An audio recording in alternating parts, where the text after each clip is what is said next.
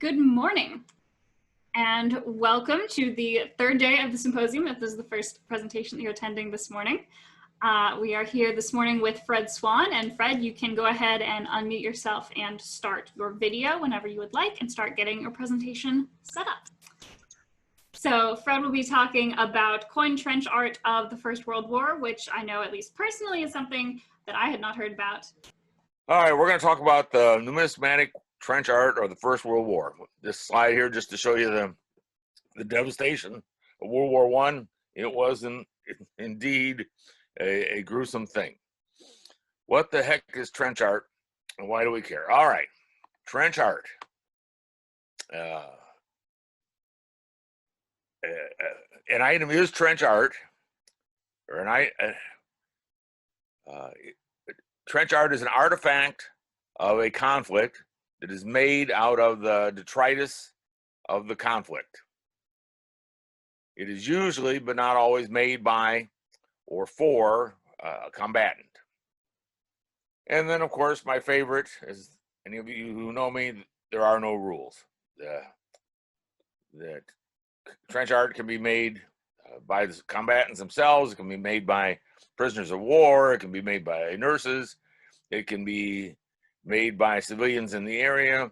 It can and often is made by the craftsmen downtown in the village away from the battle, and then sold to the combatants or to the persons who want the souvenir. It's contrary. Well, let's try another way. The very term trench art conjures up thoughts of World War I, trench warfare. And that's where the title comes from, but that's not where the concept of trench art comes from. Trench art has been with us for thousands of years. Of course, souvenirs are very hotly desired by soldiers and sailors for thousands of years. And even the concept of coin trench art goes back thousands of years. A fellow who was an expert in making rings out of coins told me that they found in excavations that they found coins that were made into rings thousands of years ago. So it's not a new thing. So the term trench is perhaps misleading. And even the term trench art, even the term art might be misleading. Joe Bowling challenged me and said, well, it's not even art, it's craft.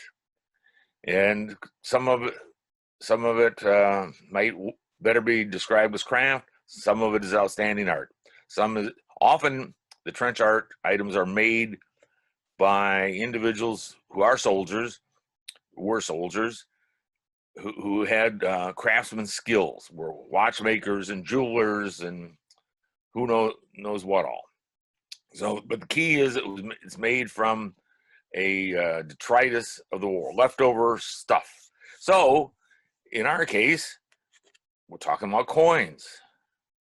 But for most people, think brass shell cases and ashtrays. So right here we have two wonderful items made from shell cases that were umbrella stands or just accent pieces for a home. And this making of souvenirs from shell cases was so popular in World War I that there were companies made, printed, and sold. I can't think of the right word I'm looking for. Schematics, it's not the right word, but of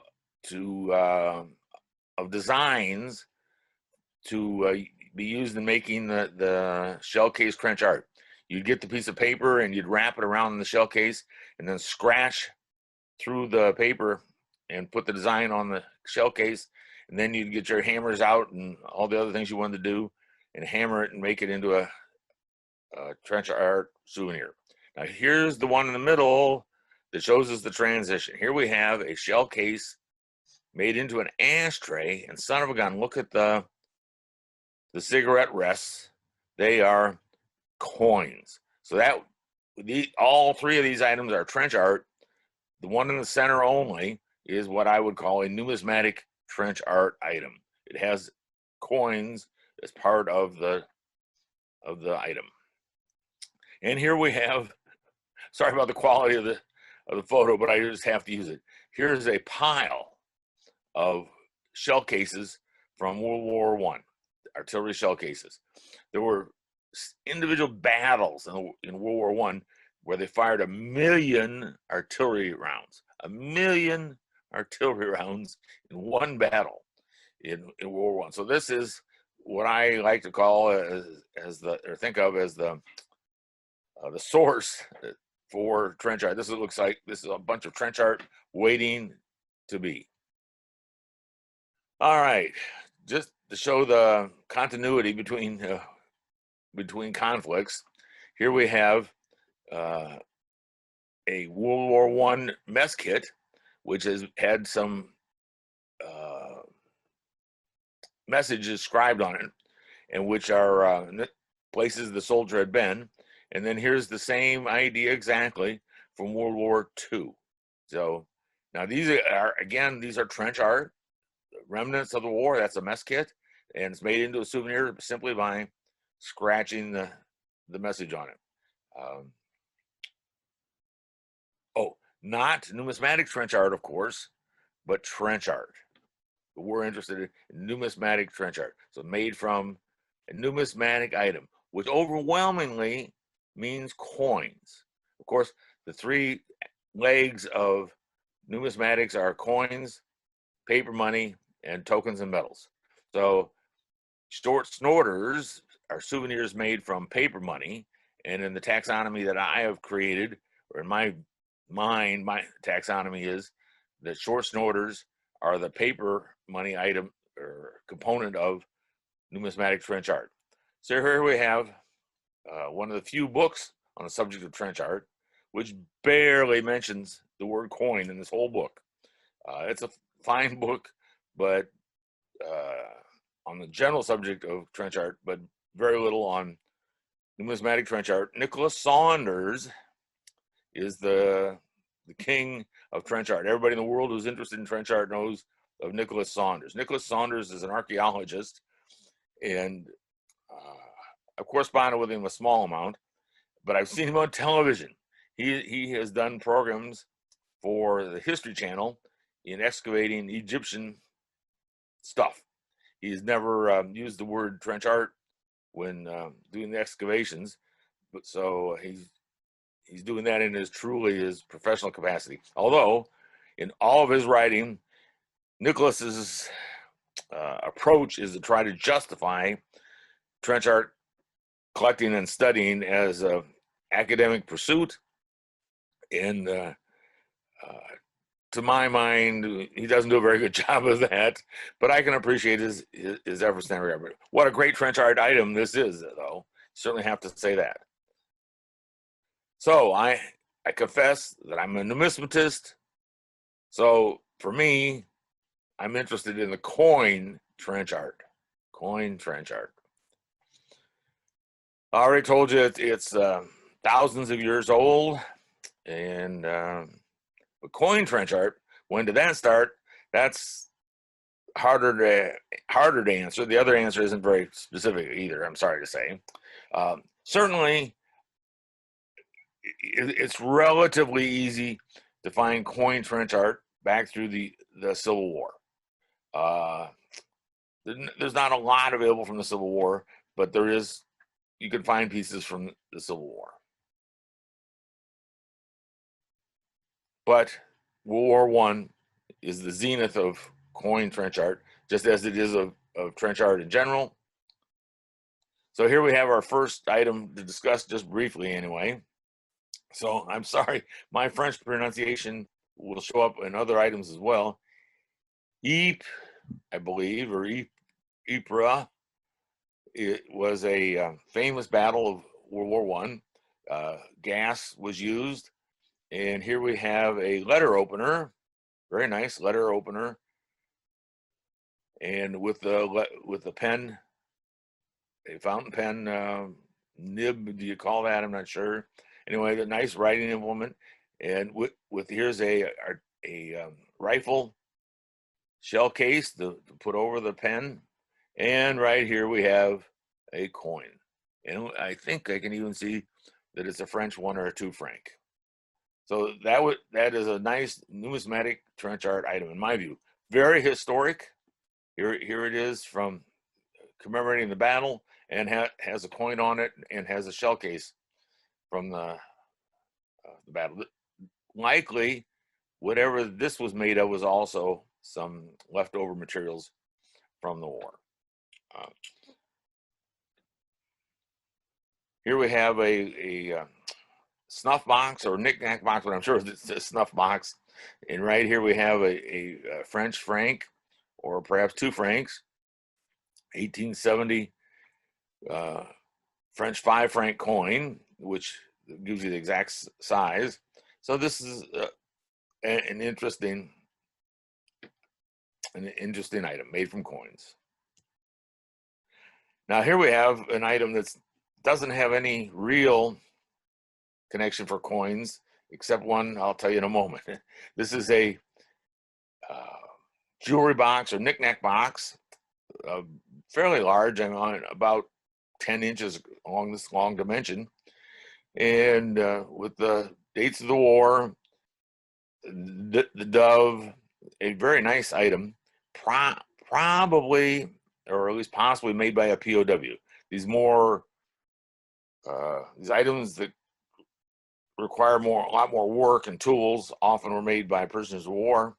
Also could have been made down in the village by a woodworker of some kind, and it could possibly have been made by well, actually, could have been, I was thinking, in a hospital. Could have been made by a convalescing soldier. But what makes it a numismatic trench art is that this item is in my collection, and I use it to hold most of my, these days not most, but a lot of my numismatic trench art coins.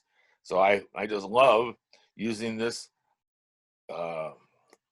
this item from World War I, which is actually a trench art item itself, and use it to hold my numismatic trench art collection.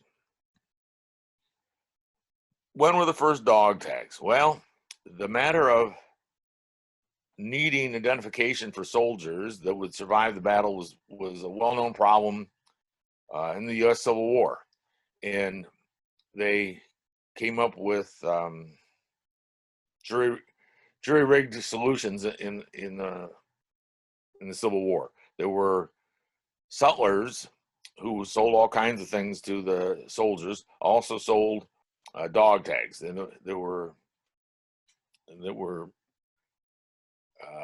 various kinds of solutions.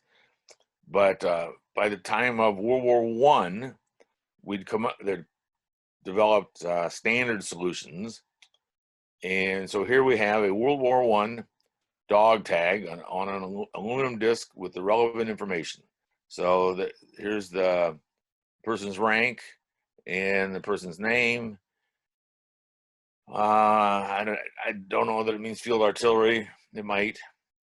And with a hole to wear it. So this was a World War I dog tag. You can look on eBay. There's always many of them available, that very, very cheap items. But it kind of looks like a coin, doesn't it? This one is not a coin. This was the more common non-coin item, but they did use coins, as we'll see in a moment. So this is as part of the solution that I mentioned, this is a punch set that the top, I don't know if you can read it. I don't know if I can read it. Anyway, this was an Army punch set for purposes of marking or creating dog tags and other items. When I first became aware of these sets, I was interested until I saw the next item. This is the inside of the tools of the punch set, and here we have the instructions that were in part of the case, and it tells the first sergeant or whoever was making or supply sergeant, whoever was making the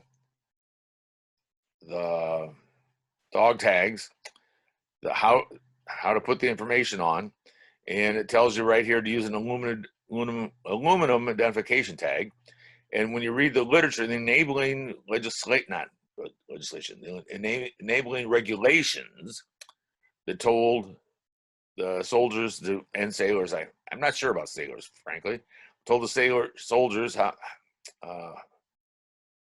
what configuration to have the tags. It said use a $50 size aluminum disc.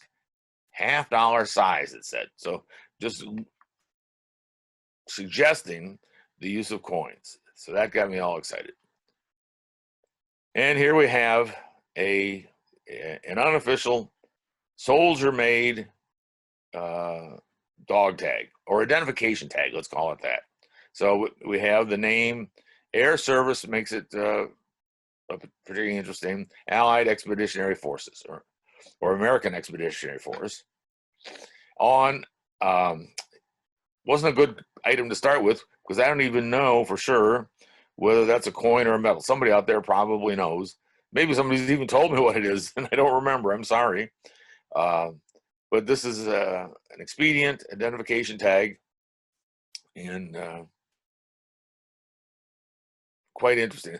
It's particularly nice. I assumed that it's a medal. I don't recognize the coin, and have it on a medal is particularly interesting. So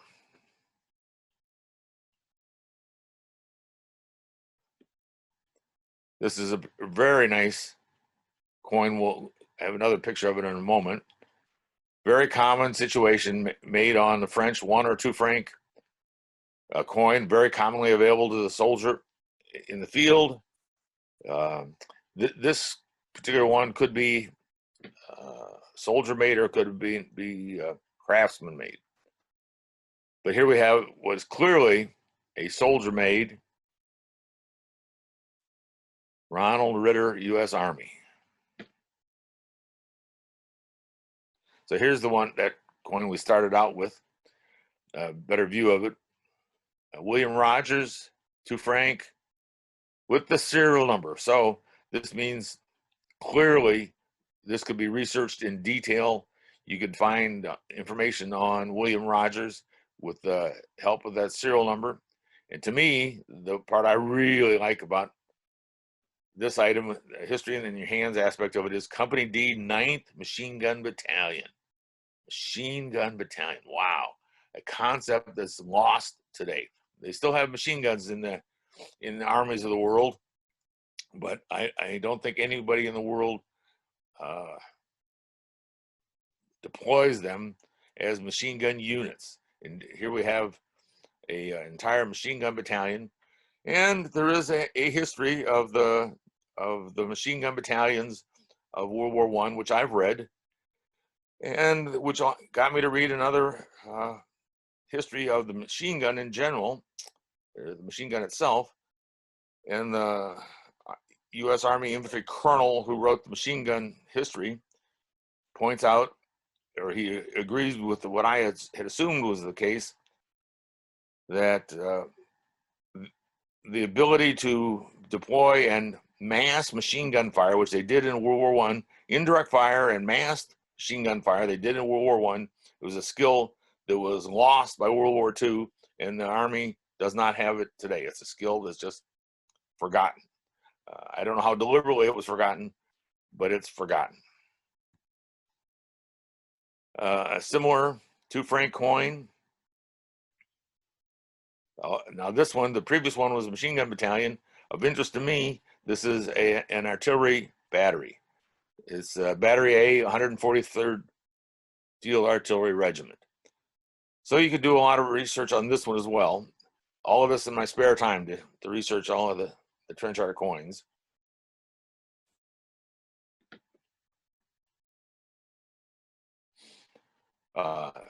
Another very similar 2 franc coin.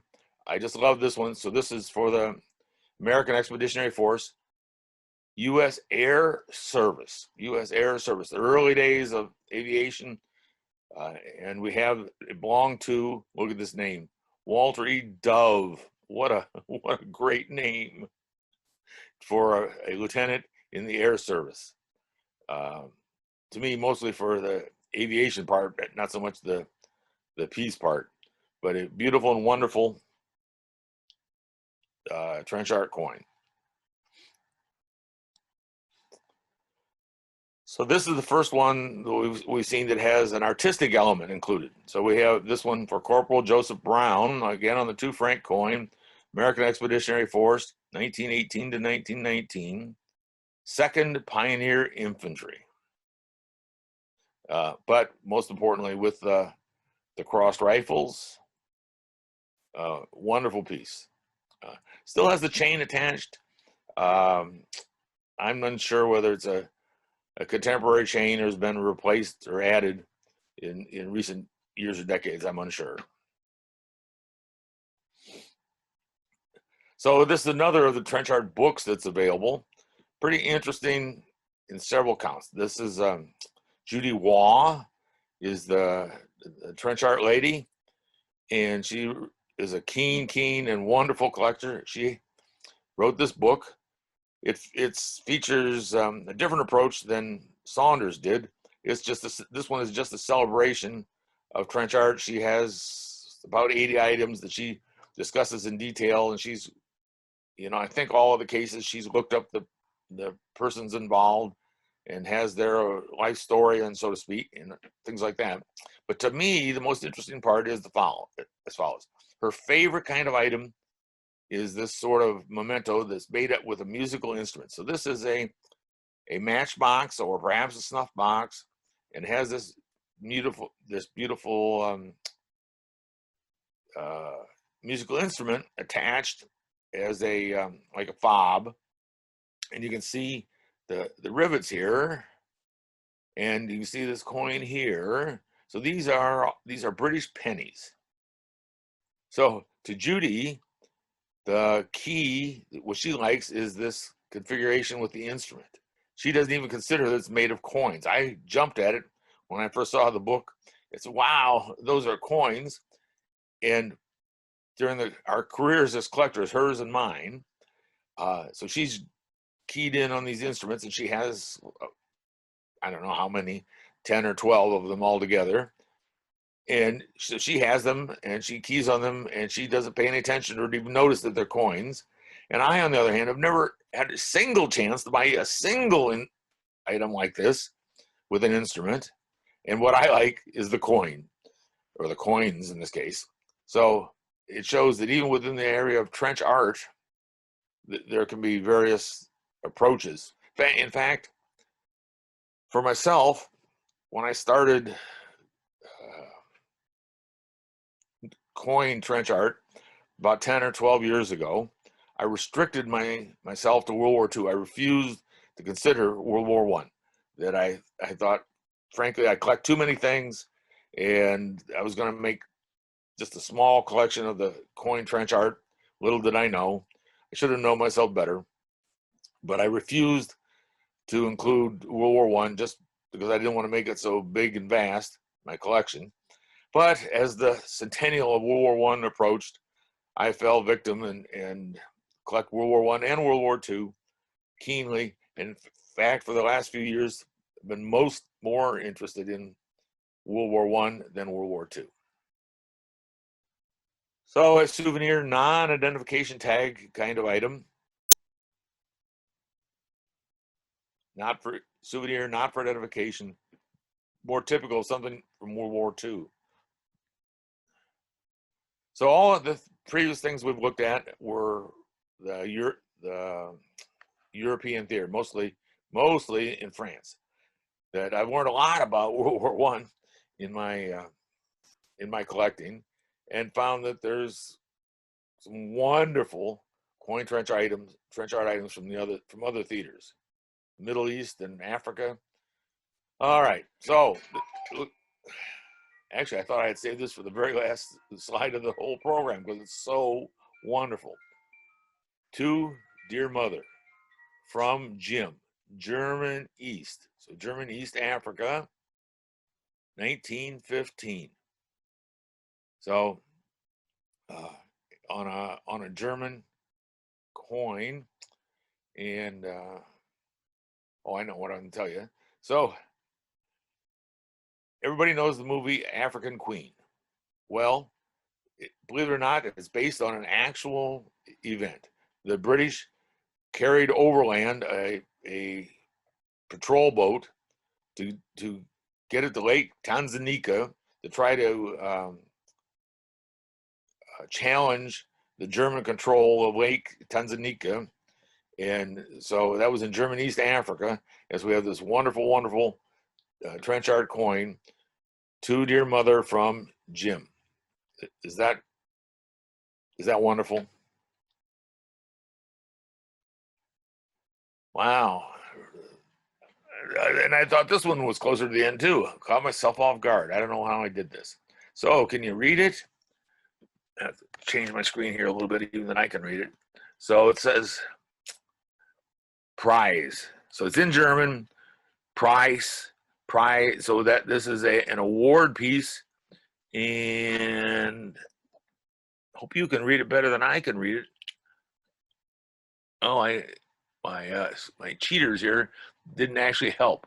So it's Group E.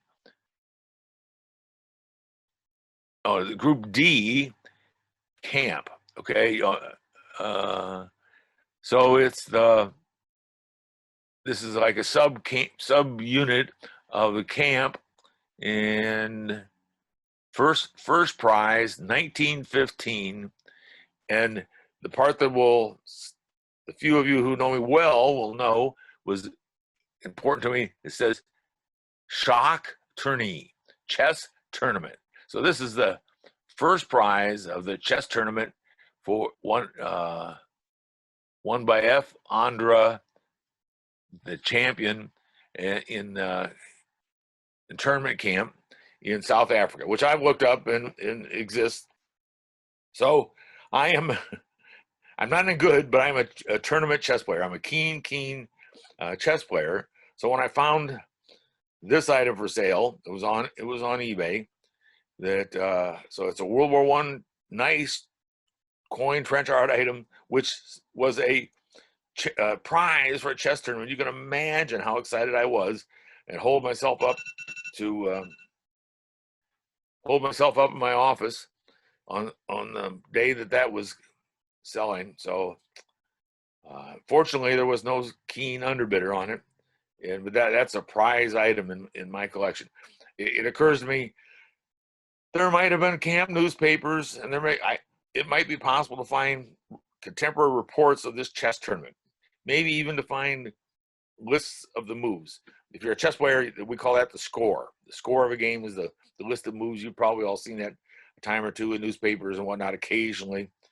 Back in the 50s, there used to be a chess column in every newspaper every Sunday, but not so much anymore. So what a wonderful and cool item that is. Here's another very interesting item for the Balkans. Sergeant Williams, his serial number, a nice short serial number, Love, Jess. So on a French coin, very nice item, especially for specifying the Balkans. All right, another identification tag item or identification item for Mesopotamia. I mean, I just love saying the word Mesopotamia. So we're talking about Iraq here. So Royal Sussex, his serial number on an Indian 1 rupee coin, 1914, particularly nice. The design of the coin allowed, and the designer clearly intended deliberately to keep the date showing on the identification item. And now here's our first example of having CE. When I've given this program where I have some interface, I like to ask the audience what the CE stands for. And so I'm sure all of you knew, but it took me a while to figure out. My first thought was, believe it or not, it's embarrassing to tell you, was combat engineers. So I'm thinking from the 21st century soldier kind of approach. And the first thing I thought of was combat engineers, but the clear and obvious answer is Church of England. Religion is commonly found on identification, military identification tags, and so the CE is Church of England, and it's on many of the pieces that we have remaining. Oh, I'll say that this is my favorite coin, my favorite trench art coin, but trench art coins are like your children. Whichever one you're holding in your hand at the moment is your favorite. So this trench art coin is an identification item that it has the identification of the person and unit identification and very importantly a serial number. And look at this, Baghdad. So this picture is of a coin in Trenchard Judy's collection. It's not mine. And we'll look at some more though. We'll see them a little better. And she was able to find this wonderful picture of a more or less contemporary view of Baghdad or someplace in Iraq, and clearly typical of the design there. I'm not saying this is exactly the same view, because it's certainly not, but it's very, very, very similar. You can see that it's unmistakable. So I call these Baghdad shillings. This is our first example that we've seen in this program of a design that gets repeated. So this design gets repeated. There's different specifics and on different coins even, and but the same design gets repeated. Recently, there's been a little discussion among trench art collectors. I only know of one other serious trench art collector. No, I'm sorry, two others in the world. Interestingly, the other two, one of them being Judy, Trench Art Judy, is also a woman. So among numismatics, perhaps men dominate. In trench art, coin trench art, women dominate. 2 out of the 3 collectors are women. So I made up this term Baghdad shilling, and on the theory that it's great to have a coin with a nickname, or to have coins with a nickname within whatever genre you're approaching. So remember, I said about artillery. So this is the 395th siege battery of the. So I'm being an old artilleryman. That this was of interest to me too, and I've read the. There is, believe it or not, a history of the 395th siege battery, and I'm trying to remember. Better not say that. So I've read that. Now, Mr. Flitter here, Mr. Flitter, Gunner Flitter, which I don't know if Gunner was a rank or that was his nickname. It was probably a rank. He was in the siege battery. That was probably his rank. And I told you I read the history of the battalion. I should remember. But this is Mr. Flitter in his post-war capacity, and this picture was found by Jim Downey. Jim Downey is a wizard of ancestral research, genealogy. That's the word I'm looking for.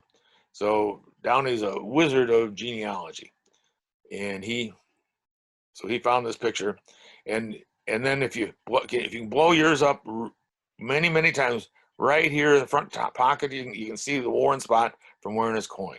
No, I wish it were true, but I made that up. Makes a good story, I guess.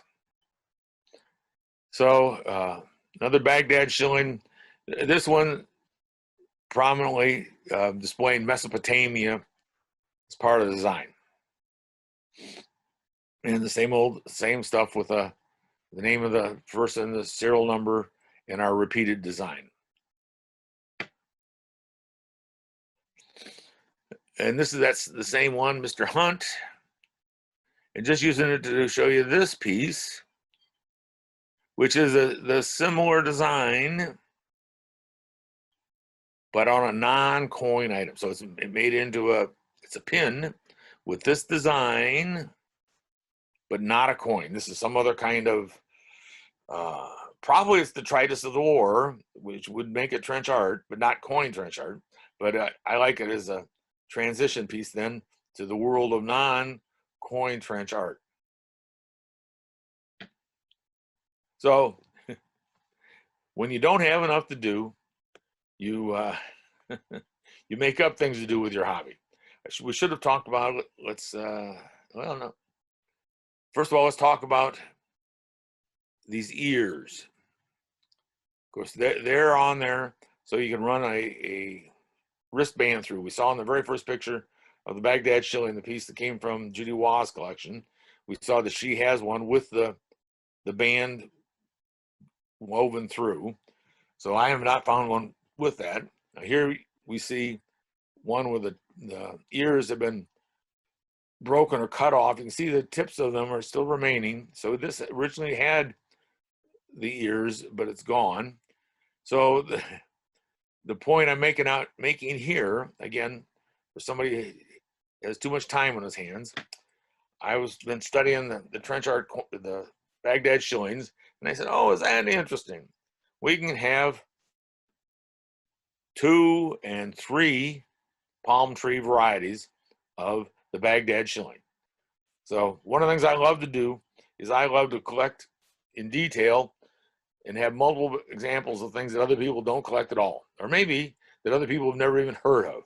So we have 2 and 3 palm tree varieties, which is sort of a tongue-in-cheek enterprise, but still, I would jump on a 1 or a 4 tree variety if I ever found one. That I would find that very exciting. So 2 and 3 palm tree varieties. Here's another one from not Baghdad Judy, Trench Art Judy's collection. So when I first saw this piece, I saw it before I even met Trench Art Judy. Trench Art Judy, I should have mentioned, is an Australian. And before I even met her, pictures of this coin circulated. I think is it Pinterest? Is that the name? Which I don't know how to use, but I found it and I think it's there, maybe some other places. And then eventually when I met Trench Art Judy, I found out that it's hers. When I first found it, I thought it destroyed my notion of the Baghdad shilling, because here's a similar cityscape, but it does not have Baghdad. It has Kaziman. And it also has the Arabic text, which none of the others have. So I really liked it a lot. But it has Kaziman. And I said, oh man, it sort of destroys my approach. But it turns out Kaziman is a suburb of Baghdad. So I thought, well, that's good enough. So in my view, this is a Baghdad shilling. I guess this is a no-tree variety of the Baghdad shilling. Oh, no, Fred. I hadn't even thought about that or noticed it until right now. The no-tree variety of the Baghdad shilling. Now I'd call it the Kaziman Baghdad shilling. Oh, my. This is a good story. Here we have the coin trench art items of the Jewish Legion. Jewish Legion.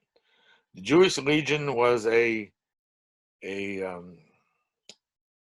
multi-battalion force raised in England, mostly in London, of the 37th, 38th, and 39th battalions.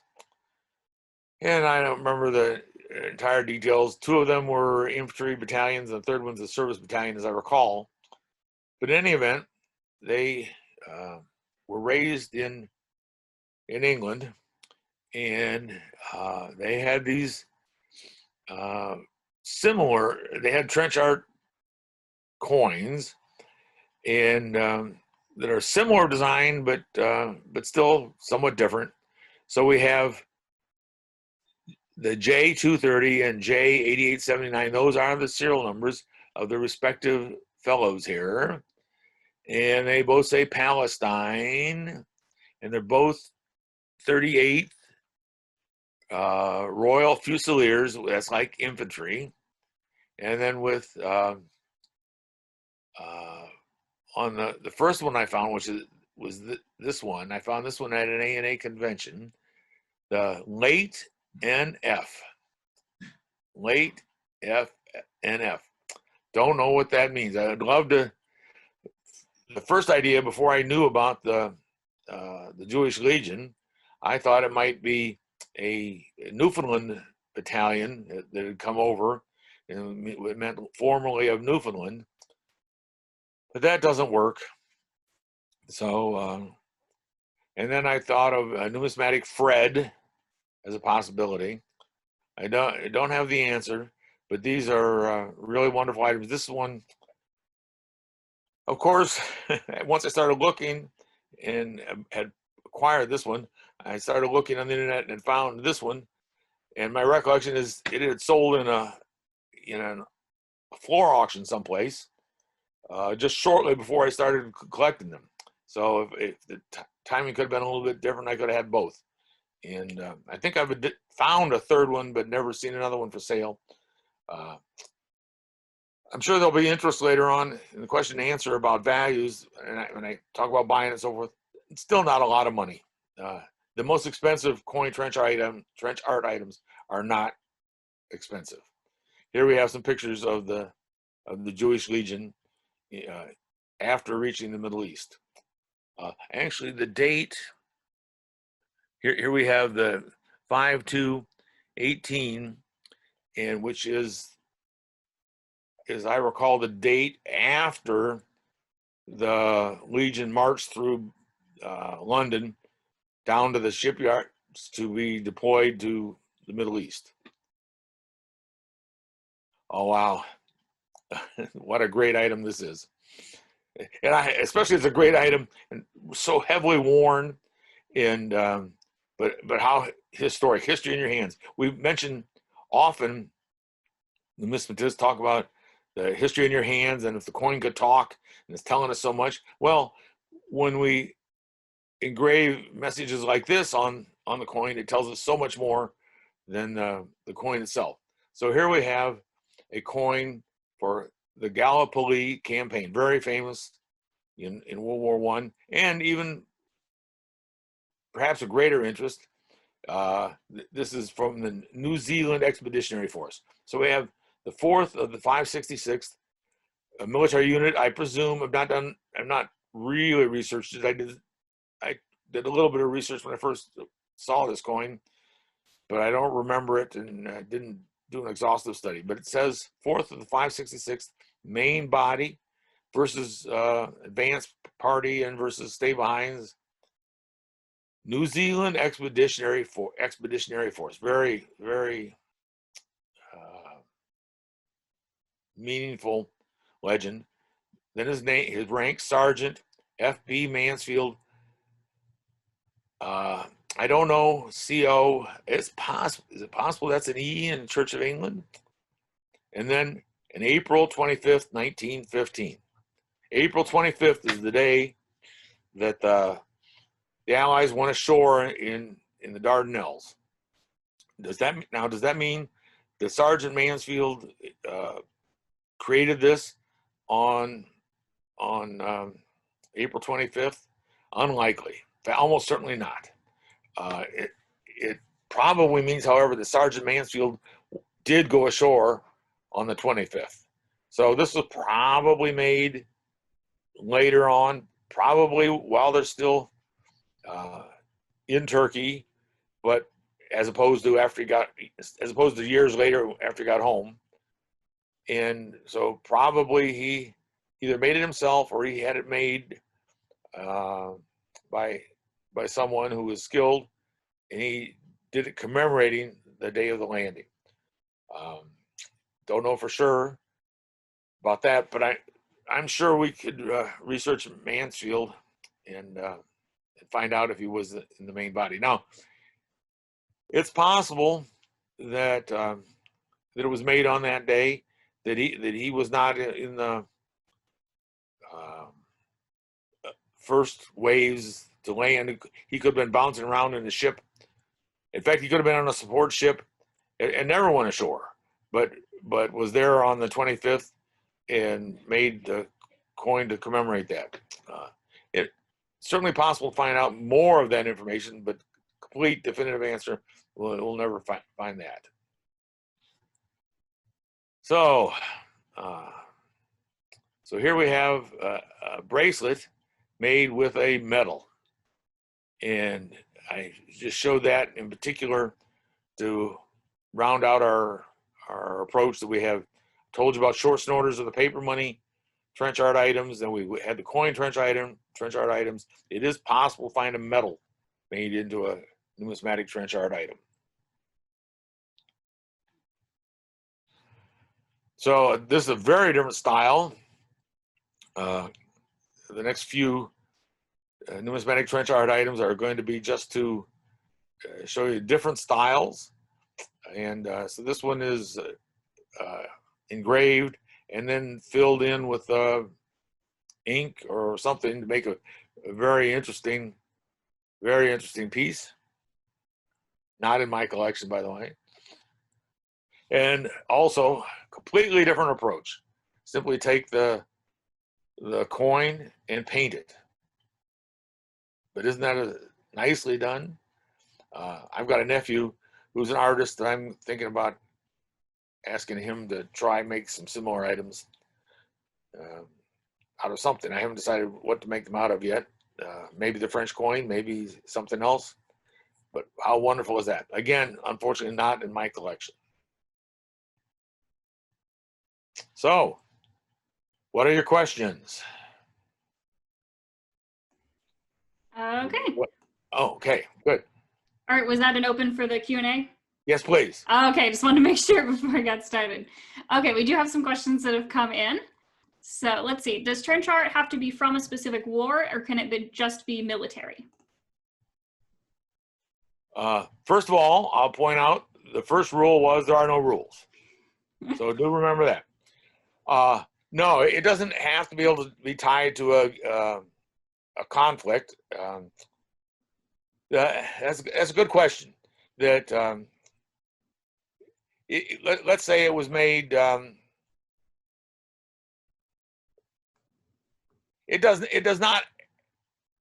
The interesting thing that makes it interesting is, so if it's not made from the detritus of a war, is it, if it's made from leftover military equipment that wasn't in a war, is it still trench art? And the answer to that is, I don't know.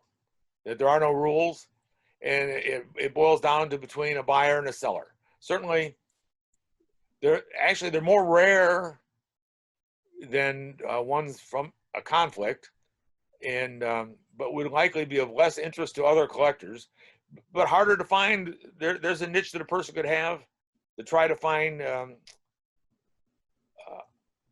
trench art items or trench art like items from the occupation period in Germany. But then you have the matter of defining, for example, when did World War II end? Mm-hmm. You know, some people like Nicholas Saunders says that it started in 1939, and which is a European-centric look at it. In the United States, a lot of people would say World War II started on December 7th, 1941, and Joe Bolin and I might say that World War II started with the Versailles Treaty in 1918 when World War I ended. So the best answer is there are no rules. Is that good enough? I think that'll work. Let's see. Have you ever seen a so-called dollar with the inscription, "Trust in the Lord and keep your powder dry," used as trench art? Ooh. Ooh. No, but I'd like to. Whoever asked that one, I'd like to see that. And I'd like to obtain it too, if it's available. Wow. But I never have. I do have trying to remember, is it a trench art item? I do have a so-called dollar that's engraved as a love token. I don't know that it's not a trench art item, but just a love token. And which is a question that often comes up: is our trench art coins love tokens? Well, sometimes they do double duty and they're love tokens. Sometimes they aren't. To be a love token, number one, it has to be hand engraved. So these items that we saw that were stamped with a tool set, those would not be love tokens because they weren't hand engraved. And very interesting part of the definition of a love token is it has to have a sentimental message. So some of the items we have wouldn't qualify as a sentimental message, but that's a matter of opinion as well. Thank you. Are there any similar items from other wars, like the War of 1812 or 1898, etc.? Oh, I'm sorry. I thought I went there. Oh, yes, absolutely. Absolutely.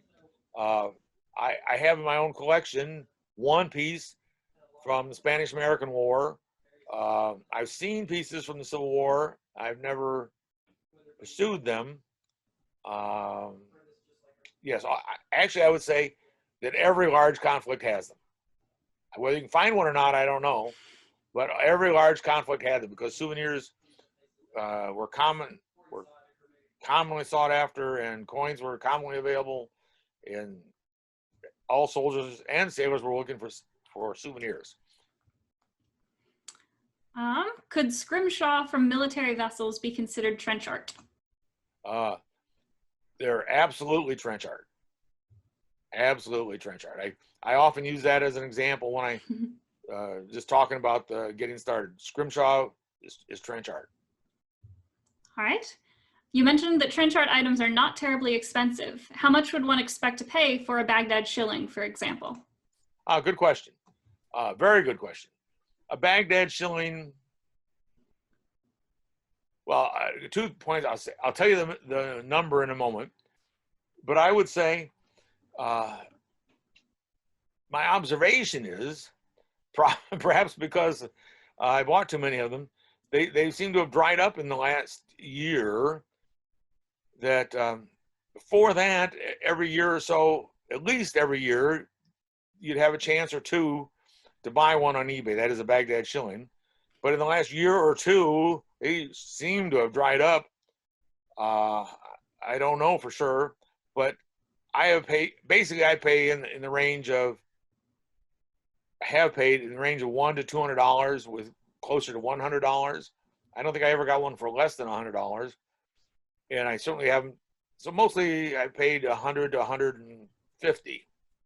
Now, for that Kazimon, if nobody will tell Judy, I would pay, that is Judy Schwan, my wife, and Judy Wah, the trench art Judy, I would pay quite a bit more for that Kazimon piece, but don't tell either Judy.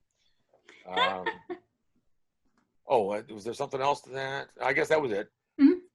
Let's see, someone has suggested that late NF could be Northumberland Fusiliers. I like that. I got to write that down.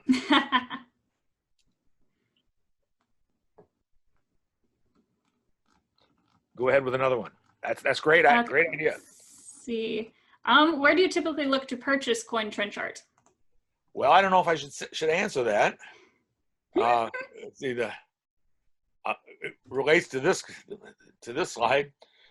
Mostly you find them on eBay, but there are dealers who might carry love tokens, are likely to have some trench art.